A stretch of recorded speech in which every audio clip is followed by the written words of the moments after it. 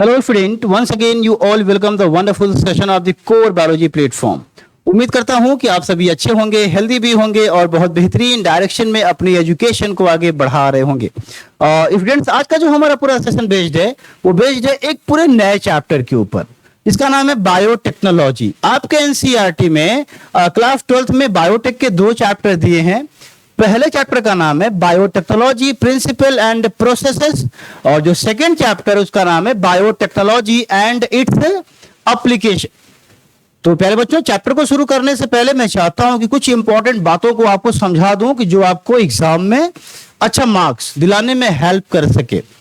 तो ये जो 2 चैप्टर हैं बायोटेक के, ये दोनों चैप्टर अगर मैं एकेडमिक में आप बात करो तो 12 से 13 नंबर के क्वेश्चन यहां से पूछे जाते हैं, ठीक है, जो कि बहुत बड़ा नंबर है। अगर मैं आप 12 नंबर भी मानो तो 2 चैप्टर को मिलाकर अगर मैं 12 नंबर आपको मिल रहा है तो एकेडमिक में इस चैप्टर का वेटेज बहुत बड़ा है।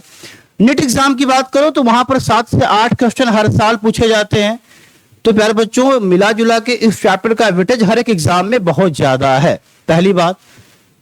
अगर हम बात करें अगली प्यारे बच्चों, तो उसमें हम क्या समझेंगे। देखिए, वेटेज क्या होता है। वेटेज सभी चैप्टर का होता है। आप 11th में जितने भी बायोलॉजी के चैप्टर हैं सबका अपना वेटेज है। 12th में जितने बायोलॉजी के चैप्टर है सबका अपना वेटेज है। चाहे कहीं से 1 नंबर आए, चाहे कहीं से 10 नंबर आए। भाई कभी कभी 1 नंबर से जो है आपकी रैंक गड़बड़ हो जाती है, कभी कभी 1 नंबर से सिलेक्शन रुक जाता है। तो भाई हम ये नहीं कहेंगे कि चैप्टर का वेटेज किसी का ज्यादा है किसी का कम।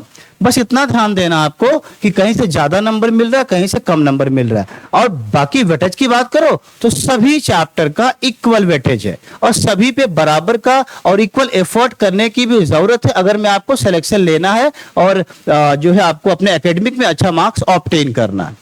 ठीक है प्यारे बच्चों, तो चलिए इस पूरे चैप्टर को स्टार्ट करते हैं। बायोटेक्नोलॉजी प्रिंसिपल एंड प्रोसेसेस बहुत ही आसान चैप्टर है, लेकिन इसमें कॉन्सेप्ट आपको खूब भर भर के मिलेंगे। जैसे कि ये आपके लिए पूरे 12th में पूरा नया चैप्टर होगा। अभी तक आपने जो भी चैप्टर पढ़ा है उसमें थोड़ा सा अलग मिलेगा, बस इसको अंडरस्टैंड करने की जरूरत है। तो चलिए प्यारे बच्चों, ध्यान से देखते हैं कि पहले बायोटेक्नोलॉजी का मतलब जान ले। ठीक है, ध्यान से देखिए शुरू कहां से हो रहा है कि बायोटेक्नोलॉजी। तो पहले यही जाने कि बेटा बायोटेक्नोलॉजी का मतलब क्या होता है। ठीक है, तो सिंपल से मैं यहां पर लिखूं प्यारे बच्चों कि देखिए बायो का मतलब क्या होता है भाई, लिविंग। बायो का मतलब क्या होता है भाई, लिविंग ही होता है। ठीक है, और प्यारे बच्चों टेक्नोलॉजी एक वर्ड आया है, क्या, टेक्नोलॉजी। तो अब मेरी बात सुनो आप। अब यहां पर अगर मैं किसी टेक्निक का यूज करके हम किसी लिविंग बॉडी के अंदर चेंज ला दें, क्या ला दें, चेंज ला दें। बात समझ में आ रहा है। कोई टेक्निक यूज करके हम किसी लिविंग बॉडी के अंदर चेंज ला दें तो वही क्या कहलाता है, बायोटेक्नोलॉजी। और वो चेंज कैसा होना चाहिए, ह्यूमन के वेलफेयर में होना चाहिए। चेंज कैसा होना चाहिए, ह्यूमन के वेलफेयर में। तो यहां पर किसी टेक्निक का यूज करके हम लिविंग बॉडी के अंदर चेंज ला दिए, क्या ला दिए, चेंज ला दिए। ठीक है, और जो चेंज हुआ वो ह्यूमन वेलफेयर के लिए होना चाहिए। चेंज किस लेवल पर होगा बेटा, जीन के लेवल पर। किस लेवल पर, जीन के लेवल पर। मतलब एक ऑर्गेनिज्म से जीन को निकालना है और दूसरे ऑर्गेनिज्म में ट्रांसफर कर देना है। ठीक है, अब आपको लग रहा होगा यहां पर क्वेश्चन मार्क भाई उठना स्वाभाविक है प्यारे बच्चों। यहां पर क्वेश्चन मार्क तो उठ सकता है कि sir how it can be possible कि भैया किसी ऑर्गेनिज्म से जीन को निकाला जाए और एक ऑर्गेनिज्म से निकाल के दूसरे ऑर्गेनिज्म में ट्रांसफर कर दिया जाए। ठीक है, ये बड़ा मुश्किल काम लग रहा है, लेकिन यही तो है बायोटेक्नोलॉजी बेटा। ठीक है, तो पहले आप इतना बात दिमाग में बैठा लो, किसी टेक्निक का यूज करके। यहां पर टेक्नोलॉजी लिखा है बेटा, तो टेक्नोलॉजी में क्या आता है, कोई ना कोई टेक्निक होगी। क्या होगी, कोई ना कोई टेक्निक होगी। ठीक है, तो किसी न किसी टेक्निक का यूज करके हम क्या करेंगे, लिविंग बॉडी के अंदर चेंज ला देंगे। और चेंज कैसे लाएंगे, जीन के लेवल पर लाएंगे। समझ में आ रहा है, उसी को कहते हैं बायोटेक्नोलॉजी। चलिए मैं आपको एग्जाम्पल के थ्रू समझाता हूं और चीजें आपको बहुत अच्छे से समझ में आ जाएंगी। ठीक है, ध्यान से आप देखिएगा बेटा। अगर मैं पहले जब किसी को डायबिटीज होती थी बेटा, मान लो कि इस समय डायबिटीज का इलाज है, हाँ कंप्लीट इलाज नहीं है, डायबिटीज हो गया तो मेडिसिन लेके हम उसे क्योर कर सकते हैं। ठीक है, लेकिन उसे खत्म नहीं कर सकते। लेकिन अगर हम बात करें 1800 ईयर की, ठीक है, 1800 ईस्वी की अगर मैं हम बात करें बेटा, तो इस समय क्या होता था कि जब किसी को डायबिटीज होती थी ना, तो ह्यूमन क्या करता था, टेक कैटल इंसुलिन, ह्यूमन जानवरों के इंसुलिन को इनटेक करता था। कैसे? इस समय में जो ह्यूमन था प्यारे बच्चों, जो ह्यूमन था क्या करता था, ह्यूमन क्या करता था इस टाइम में कि human take cattle insulin, cattle insulin.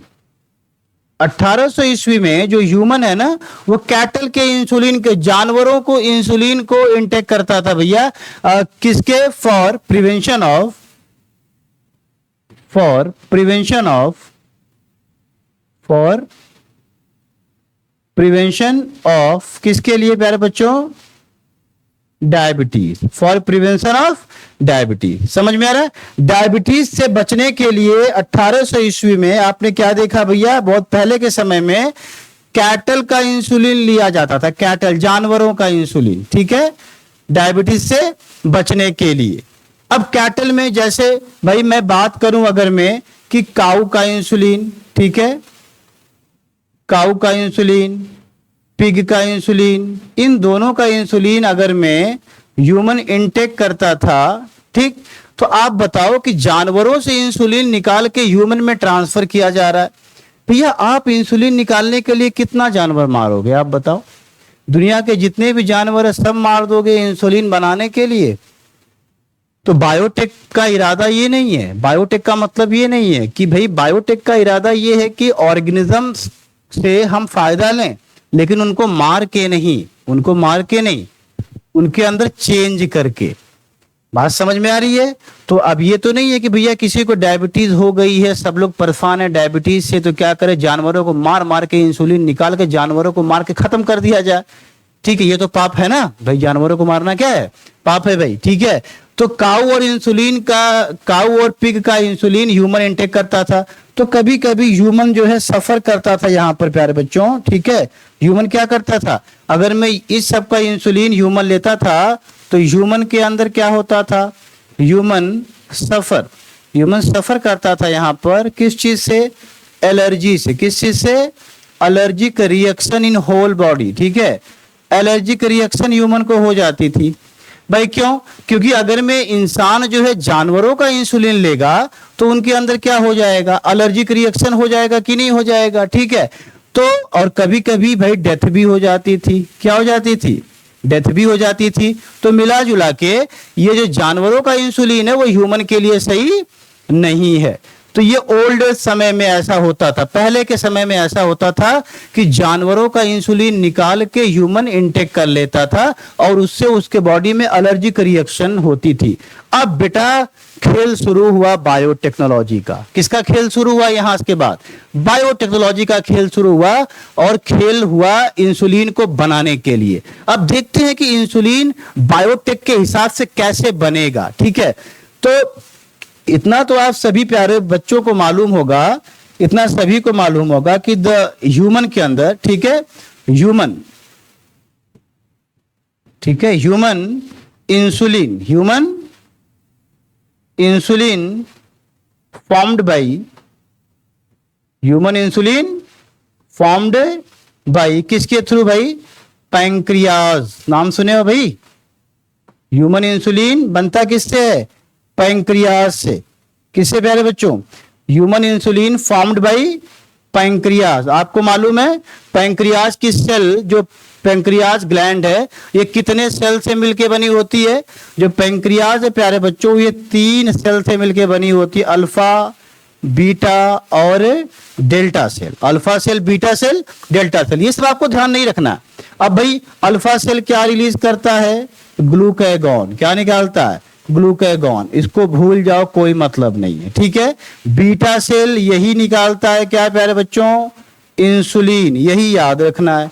Beta cell क्या निकालेगा? Insulin hormone. और जो डेल्टा सेल है ये क्या निकालेगा भाई? सोमैटोस्टेनिन, ठीक है, हार्मोन। सोमैटोस्टेनिन हार्मोन। इसको भी भूल जाओ, कोई मतलब नहीं है। काम की चीज क्या है यहां पर प्यारे बच्चों?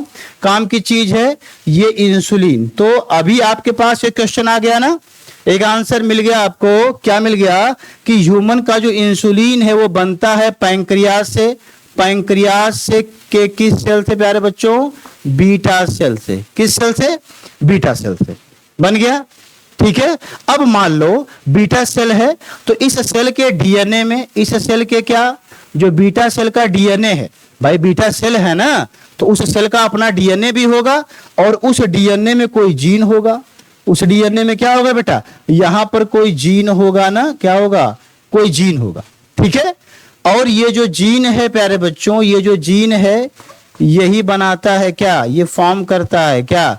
ये जीन फॉर्म करता है क्या? Insulin hormone. क्या बनाता है? इंसुलिन हार्मोन बनाता है। क्या बनाता है? इंसुलिन हार्मोन बनाता है। बात सही है जी? इतनी बात एकदम साफ है आपको बच्चा पार्टी। चलिए अब मेरी बात सुनो ध्यान से।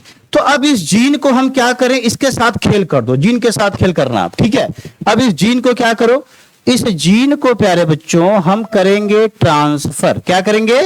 इस जीन को हम क्या करने जा रहे हैं? ट्रांसफर करने जा रहे हैं। जीन को क्या करने जा रहे हैं? ट्रांसफर कर दिया। इस जीन को मैं दूसरे ऑर्गेनिज्म के अंदर ट्रांसफर करूंगा। किसके? मान लो कि यहां पर एक बैक्टीरिया मेरे पास है। क्या है बेटा? एक यहां पर देखो, यहां पर एक मेरे पास क्या है? बैक्टीरिया, ठीक।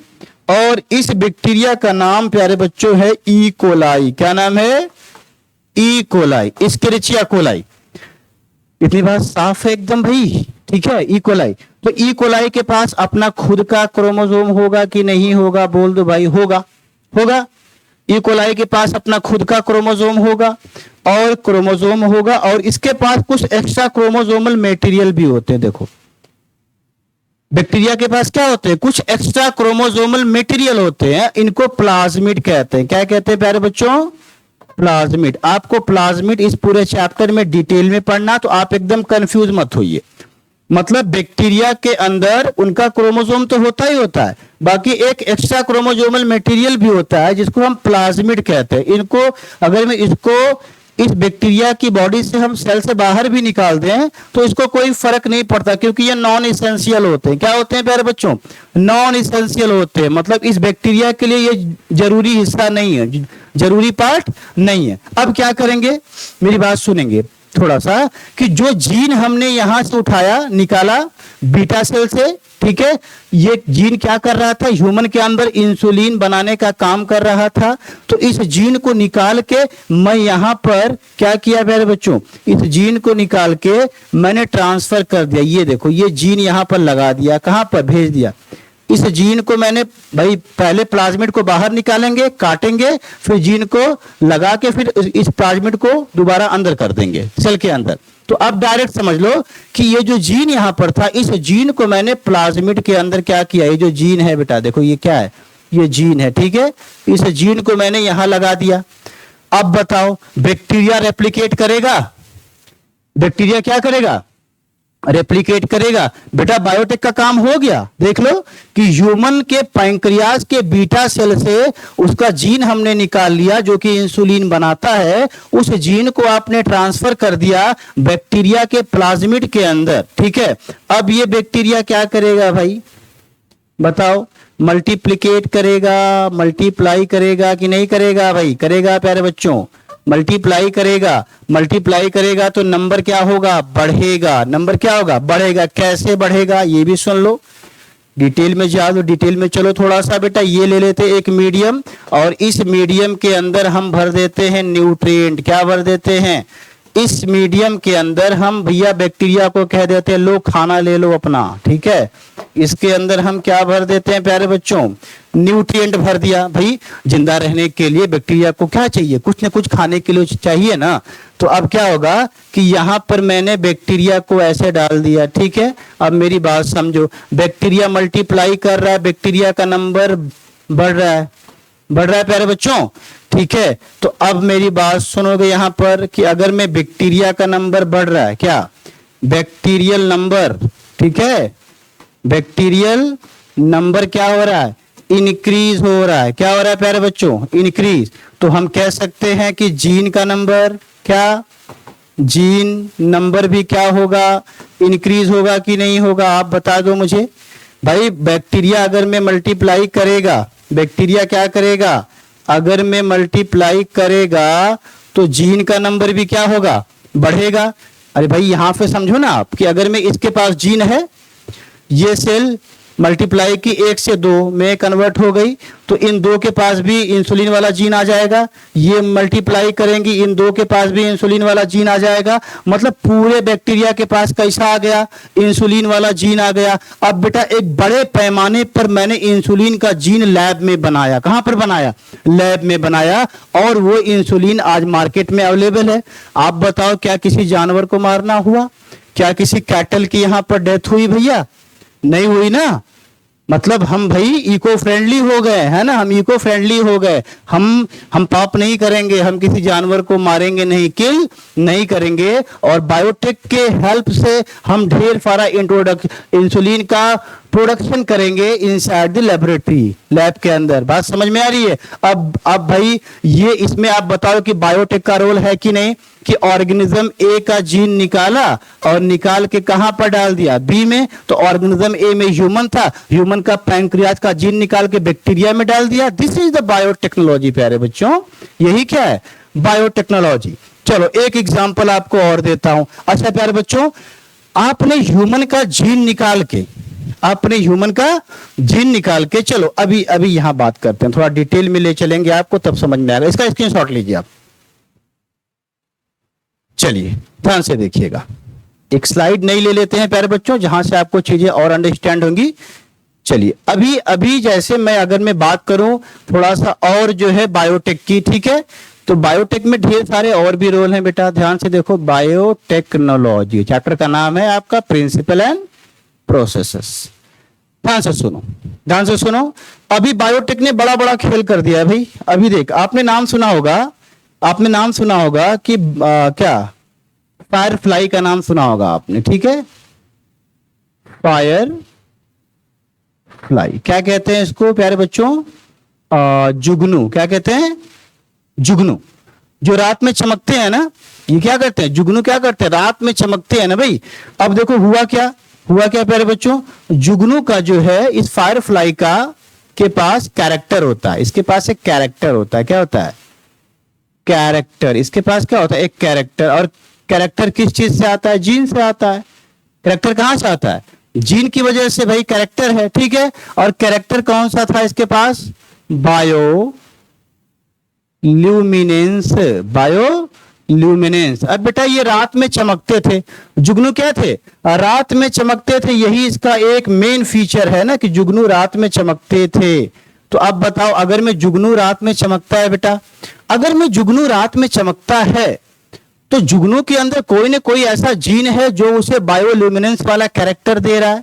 अब किया क्या गया बेटा, इस जीन को, बायोल्यूमिनेंस वाले जीन को क्या किया गया, इस जीन को आइसोलेट किया गया। क्या किया गया प्यारे बच्चों, आइसोलेट किया गया, बाहर निकाला गया जुगनू के अंदर से, और निकाल के इसको कहां पर ट्रांसफर कर दिया गया, इसको ट्रांसफर कर दिया गया। क्या, इसको ट्रांसफर कर दिया गया, कहां पर ट्रांसफर कर दिया गया, कहां पर प्यारे बच्चों, प्लांट्स के अंदर। किसके अंदर, प्लांट्स के अंदर, टोबैको प्लांट्स के अंदर। किसके अंदर, टोबैको प्लांट्स के अंदर। अब बताओ, अगर मैं यहां पर, ये टोबैको प्लांट है, ठीक है, ये कौन सा प्लांट है, टोबैको प्लांट है, ठीक है प्यारे बच्चों। तो अब इसके अंदर कौन सा जीन आ गया है, फायर फ्लाई वाला, फायर फ्लाई वाला जीन आ गया है। तो अब ये रात में ये प्लांट भी क्या करेंगे, इनके अंदर कौन सा कैरेक्टर आ गया, इनके अंदर आ गया बायो ल्यूमिनेंस का कैरेक्टर आ गया। मतलब अब ये रात में चमकेंगे। बाबू जब ये पौधा भी रात में चमकने लगा, तो अब बताओ क्या रोड पे स्ट्रीट लाइट की जरूरत पड़ेगी, भाई रोड के किनारे किनारे आप पौधा लगा दो, पेड़ लगा दो। अब क्या होगा कि ये पौधे खुद रात में चमकेंगे और उजाला रहेगा इससे। समझ में आ रहा, दिस इज द बायोटेक्नोलॉजी। क्या किया आपने, यहां से जीन को निकाला और एक जगह दूसरे ऑर्गेनिज्म में ट्रांसफर कर दिया। वही खेल दोबारा से, ऑर्गेनिज्म ए से निकाला, ऑर्गेनिज्म बी में ट्रांसफर किया। This is the biotechnology, this is the biotechnology. क्या बात समझ में आई आपको।